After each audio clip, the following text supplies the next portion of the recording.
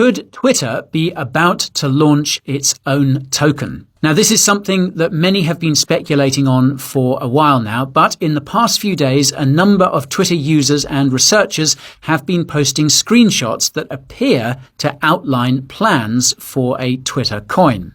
Now, one particular screenshot suggested that Twitter coins would eventually accumulate into diamonds, and these diamonds could then be redeemed for actual fiat money. Meanwhile, another Twitter user also posted that they were able to buy a number of Twitter coins for $1.99 using Stripe. Now, it would appear that the purpose of these Twitter coins is obviously to reward content creators on Twitter's platform and function basically as a kind of passive income for them.